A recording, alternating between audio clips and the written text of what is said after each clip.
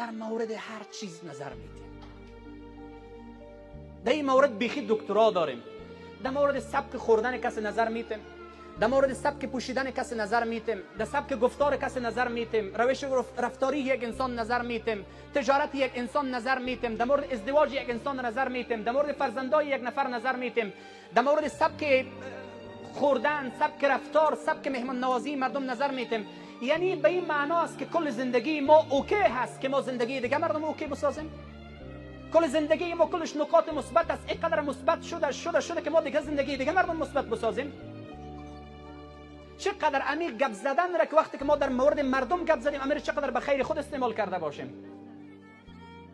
یعنی زندگی ما کلش جور است، هیچ جای زندگی ما خلا نداره، هیچ موقعیت زندگی ما اشتباه نداره که ما در مورد زندگی مردم گپ بزنیم. میفهمین اینمی زندگی ها را امی گفتارها خراب کرده.